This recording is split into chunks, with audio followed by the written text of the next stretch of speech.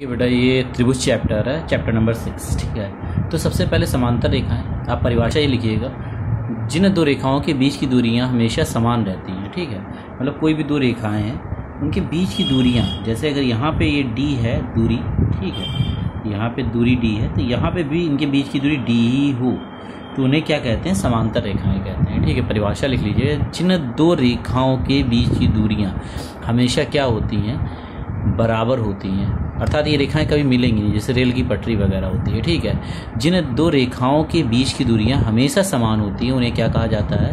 उन्हें समांतर रेखाएं कहा जाता है। परिभाषा हिंदी में लिख के देन चित्र बना लेना। ओके, उसके बाद आता है समरूप त्रिभुज। समरूप त्रिभुज क्या होते हैं? दो त्रिभुज, एक बात ध्यान रखिएगा, दो त्रिभुज एक जैसे हों, छोटे बड़े हो सकते हैं, ध्यान रखिएगा, बस इनकी भुजाओं का अनुपात जो है बराबर होना चाहिए। जैसे ये PQR त्रिभुज है और ये ABC त्रिभुज है, तो ये भुजा बटे इसकी ये भुजा। ठीक है, जैसे अगर ये कोण, सुनिएगा, अगर ये कोण इस कोण के बराबर है, देखिएगा ध्यान से, ये कोण इस कोण के बराबर है, 3 लाइनें, और ये कोण इस कोण के बराबर है, तो इनकी भुजाओं का अनुपात बराबर होना चाहिए। इनकी भुजाओं का अनुपात बराबर होना चाहिए, मतलब जैसे ये कोण इस कोण के बराबर है तो इसके सामने की भुजा क्या पड़ेगी? QR बटे इसके सामने की भुजा पड़ेगी BC। ओके, बराबर। अब ये कोण बराबर है इस कोण के, तो इसके सामने की भुजा क्या पड़ेगी?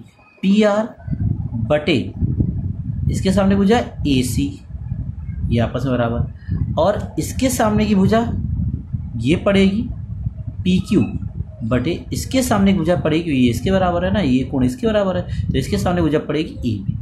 तो अगर भुजाओं का, तीनों भुजाओं का जो अनुपात है, जो कोण दिए गए हैं बराबर, हमेशा ध्यान रखना है इस त्रिभुज के तीनों कोण इस त्रिभुज के तीनों कोणों के बराबर है, मगर जरूरी नहीं भुजाएं बराबर हो, मगर भुजाओं का अनुपात बराबर होता है। जो कोण जिसके बराबर होता है उसका अनुपात निकालते हैं, वो अनुपात हमेशा भुजाओं का बराबर होता है। इसी को क्या कहा जाता है? समरूप त्रिभुज कहा जाता है। क्लियर?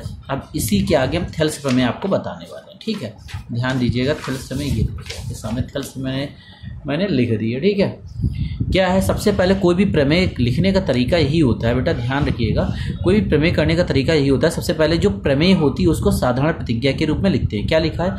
किसी त्रिभुज की एक भुजा के समांतर खींची गई रेखा, किसी त्रिभुज की एक भुजा के समांतर खींची गई रेखा उनकी अन्य दो भुजाओं को जिन दो बिंदुओं पर काटती है, ठीक है, वे उन भुजाओं को समान अनुपात में विभाजित करती है। मतलब देखिएगा, किसी त्रिभुज, जो बोला गया वैसे चित्र बनाइए। किसी त्रिभुज बोला गया तो आप एक त्रिभुज बना लीजिए। देखिए मैंने आपके सामने एक त्रिभुज बना लिया। ठीक है, ओके, त्रिभुज बना लिया, इसका नाम दे दिया बेटा ABC, इसका नाम ABC दे दिया। ठीक है, इसका नाम मैंने ABC दे दिया। अब देखिएगा बेटा क्या कहा गया, किसी त्रिभुज की एक भुजा के समांतर, मतलब इस भुजा के समांतर, इस भुजा के समांतर मैंने एक अन्य भुजा खींची, ये देखो मैंने एक अन्य भुजा खींची, इसका नाम क्या दे दिया? DE दे दिया।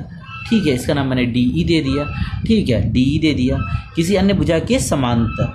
ठीक है, किसी अन्य भुजा के समांतर खींची गई रेखा, खींची गई रेखा अन्य दो भुजाएं, इस भुजा और इस भुजा को D और E दो बिंदु पर काट रही, दो बिंदुओं पर काटती है, D और E पर काटती है, वे उन भुजाओं को, मतलब ये जो रेखा है, वे वो, मतलब वो कर लो यहाँ पे, वो उन भुजाओं को, मतलब ये जो रेखा है इन भुजाओं को समान अनुपात में बांटेगी। समान अनुपात मतलब ये बटा ये भुजा बटे ये बटा ये भुजा, ये बोला गया है। ठीक है, क्वेश्चन को पढ़िए, किसी त्रिभुज की एक भुजा के समांतर, एक भुजा इसके समांतर खींची गई रेखा, ये खींची रेखा D खींची, उनकी अन्य दो भुजाएं, इस भुजा और इस भुजा को जिन दो बिंदुओं पर काटती है, वे बिंदु, मतलब यहाँ पे वे ही रखिए, ज़्यादा अच्छा है, मतलब बिंदु के लिए बोला है, वे उन भुजाओं को, मतलब ये बिंदु जो हैं इन भुजाओं को समान अनुपात में बांटते हैं, मतलब ये बटा ये बटा ये। आपको ये सिद्ध करना है। सिद्ध क्या करना है? इन्होंने खुद बोल दिया है। क्या बोल दिया है? AD बटा DB बराबर AE बटा बेटा EC। ओके, ये सिद्ध करना है। ठीक है, सिद्ध करना हो गया। फिर उसके बाद दिया है हमें, क्या लिखेंगे बेटा? दिया है हमें, देखिए क्या लिखेंगे, जो आपने जैसा चित्र बनाया वो लिख लीजिए। त्रिभुज ABC में भुजा कहाँ पर घर है? BC के समांतर, BC के समांतर, अभी रुको, समांतर खींची गई रेखा, खींची गई रेखा, खींची गई रेखा D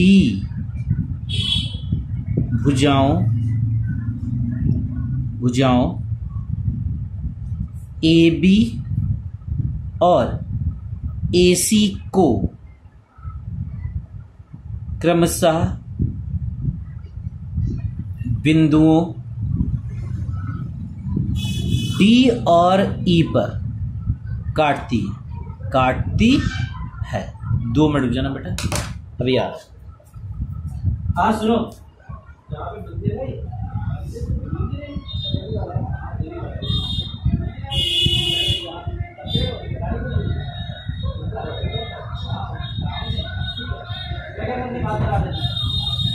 ठीक है, वैशाली वाले फोन से बात होता ना, अगर ना मिले वही बात है, ठीक है, मिल जाएगा नंबर पे। हाँ देखिए बेटा, सुनिएगा ध्यान से। उसके बाद इतना हो गया, सिद्ध करना भी हो गया हम लोगों का, ठीक है। उसके बाद रचना क्या की जाएगी? रचना में जो चीज़ अपनी तरफ से करते हैं उसे रचना कहते हैं। रचना में क्या करेंगे? सबसे पहले D से आप किसको मिला दीजिएगा? C को। D से आप C को मिला दीजिएगा, B से आप E को मिला दीजिएगा। लिखेंगे बिंदु D से C तथा बिंदु B से E को मिलाया, ठीक है, को मिला दिया। उसके बाद क्या करेंगे बेटा? फिर उसके बाद एक लंब डाला, बिंदु E से लंब डाला किस पर? AB पर लंब। क्या डाला? EX, ठीक है, ये लंब डाला। ये किस पे लंब पड़ा है? ये चाहे आप कह दो AD पर लंब पड़ा है, चाहे AB पर पड़ा है, ठीक है। ये लंब किस पर पड़ा है? इस भुजा पे पड़ा है, ठीक है, E से। ऐसे D से लंब डालिए किस पर? चाहे AE कह दो, चाहे AC कह दो, ये लंब डाल दिया तो ये DY पड़ गया, ठीक है, लंब पड़ गया, ठीक है। तो यही लिखेंगे, तथा बिंदुओं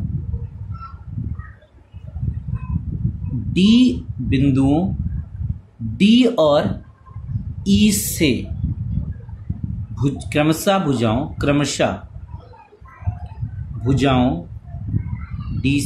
कौन सी भुजाओं?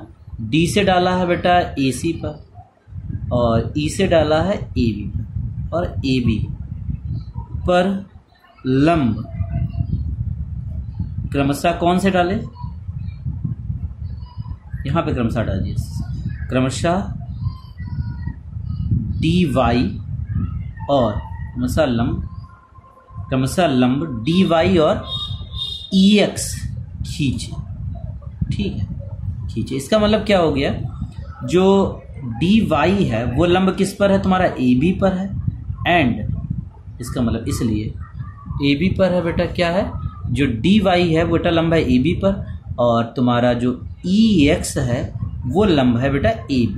बेटा DY लंब है AC पर, DY लंब किस पर है? AC पर, और ये तुम्हारा AB पर है। ये रचना हो गई, ठीक है बेटा। कई बार देखिएगा टफ चीज़ें स्टार्ट हो गई हैं, ध्यान रखिएगा, ठीक है। उसके बाद आप क्या करिएगा? उपपत्ति, इसे प्रूफ कहते हैं। क्या आएगा इसके बाद?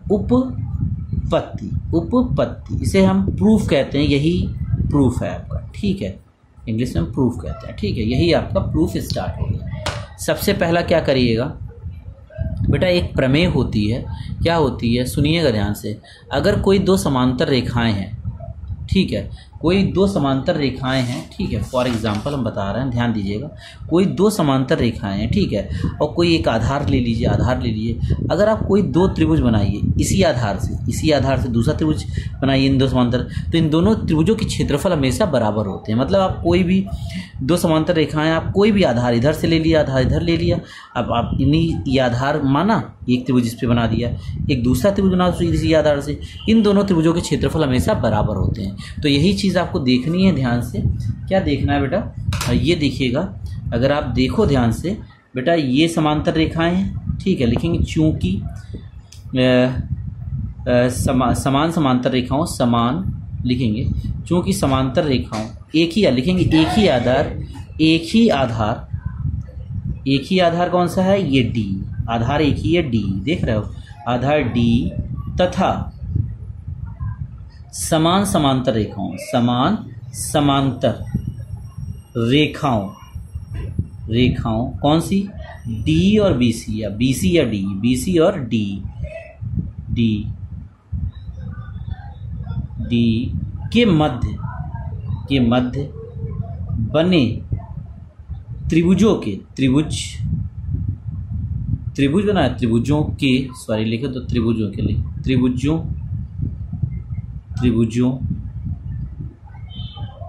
के क्षेत्रफल बराबर होते हैं, क्या होते हैं, बराबर होते हैं, क्षेत्रफल बराबर होते हैं, ठीक है, क्षेत्रफल क्या होते हैं, बराबर होते हैं, ठीक है बेटा, क्षेत्रफल बराबर होते हैं। तो इसका मतलब क्या हो गया, त्रिभुज DEB, एरिया ऑफ त्रिभुज DEB बराबर DEB और एरिया ऑफ त्रिभुज DEC, एरिया ऑफ त्रिभुज DEC, ये क्या हो जाएंगे, DEC, ये दोनों बराबर होंगे, ठीक है। दो त्रिभुजों के क्षेत्रफल, समीकरण एक डाल लीजिए, समीकरण एक डाल लीजिए। उसके बाद क्या करिएगा, उसके बाद आप निकालिएगा, सुनिएगा ध्यान से, त्रिभुज ADE का क्षेत्रफल, क्या निकालना, ADE का क्षेत्रफल कैसे निकालोगे, देखो क्षेत्रफल बड़ा होता है 1/2 आधार गुणे ऊंचाई, आधार क्या हो जाएगी, इस त्रिभुज की बात कर रहे हैं, इस त्रिभुज की, देखिए ये त्रिभुज, तो ये आधार हो गया, ये ऊंचाई, ऊंचाई लंब को कहते हैं, आधार गुणे लंब, आधार ये हो गया, देखिए आधार कौन है, AD, आधार हो गया AD, और लंब कौन सा हो गया, EX, क्या हो गया, लंब कौन सा हो गया, EX, ठीक है, EX लंब हो गया, ठीक है। ये वाला इधर वाला भी ले सकते हैं, तो इधर वाला आधार लेना पड़ता है, तो हमने सबसे पहले आधार ये लिया है, तो लंब ये ले लिया है, ठीक है, तो EX हो गया, ओके। तो ये समीकरण नंबर बन गया 2। अब इसको लिख सकते हैं, कोई दिक्कत नहीं। अब त्रिभुज किसका क्षेत्रफल निकालिए, नीचे वाले का, ये त्रिभुज देख रहे हो, ये वाला, ये त्रिभुज, ठीक है, त्रिभुज ये बेटा, त्रिभुज BDE का क्षेत्रफल बेटा क्या होता है, 1/2 आधार गुणे ऊंचाई, आधार गुणे लंब। एक बात ध्यान रखिएगा, जरूरी नहीं, जैसे कोई त्रिभुज है, जैसे ये त्रिभुज है, ठीक है, इसमें लंब ये डाला आपने लंब, तो ये आधार दिख रहा है, क्योंकि ये यही आधार लेंगे, क्योंकि लंब इस पे पड़ा है। कभी कभी कुछ त्रिभुज ऐसे होते हैं, जैसे ये देख रहे हो, अगर ये आधार लोगे तो लंब पता है कहाँ गिरेगा, इधर गिरेगा, मगर यहाँ पे तो भुजा है नहीं, तो हम डॉटेड बढ़ा देते हैं, मगर आधार यही लिया जाएगा, त्रिभुज का आधार कौन सा लिया जाएगा, इसका क्षेत्रफल क्या होगा, 1/2 आधार ये ऊंचाई, ठीक है। तो ऐसा भी कंडीशन कभी कभी आ जाती है, जहाँ पे लंब हमें उस भुजा पे गिरता हुआ नहीं दिखाई पड़ता है, तो इसमें भी क्या होगा, आप अगर ध्यान दीजिए, इसमें भी यही हुआ है। आप ये त्रिभुज ले रहे हो, देख रहे हो, ये वाला त्रिभुज आप ले रहे हो, देख रहे हो, ये वाला, इसका लंब मगर ये गिरना है इस भुजा को आगे बढ़ाने पे, तो आधार कौन सा लोगे, आधार ये लोगे, लंब ये लोगे। आधार कौन सा लेंगे आप, आधार लेंगे BD, और लंब क्या लेंगे आप, EX ही लेंगे, EX ही लेंगे, ठीक है। तो ये आ गया समीकरण नंबर 3। समीकरण, अभी एक और कंडीशन देखिएगा, ठीक है। चलिए समीकरण किसको भाग कर दें, समीकरण 2/3 कर दो, 2/3 कर दो, ठीक है। जब भाग किया तो त्रिभुज ADE का क्षेत्रफल बराबर 1/2, इधर बटे में आएगा त्रिभुज BDE का क्षेत्रफल, ठीक है। तो ये आएगा, देखिएगा 1/2 AD गुणे क्या था, EX था, और 1/2 BD गुणे EX है। तो बेटा EX आपका कट गया है, 1/2 कट गया, तो त्रिभुज ADE के क्षेत्रफल को ऐसे भी लिख सकते हैं, AR त्रिभुज ADE, बात वही है, AR त्रिभुज BDE इज इक्वल टू क्या हो गया, AD बटा क्या हो गया, AD बटा BD हो गया। समीकरण नंबर 4 पड़ गया, AD बटा BD हो गया। मतलब आपने क्या, इस त्रिभुज का क्षेत्रफल बटे इस त्रिभुज का क्षेत्रफल, ये बटा ये आ गया। इसी प्रकार आप इसी प्रकार लिख सकते हो, इस त्रिभुज का क्षेत्रफल बटे इस त्रिभुज का क्षेत्रफल, इधर वाले का, ये देख रहे हो, ये वाला, ये देख रहे हो, ये वाला त्रिभुज, ये वाला त्रिभुज, ये त्रिभुज का क्षेत्रफल बटे ये त्रिभुज का क्षेत्रफल, ये बटा ये। इसी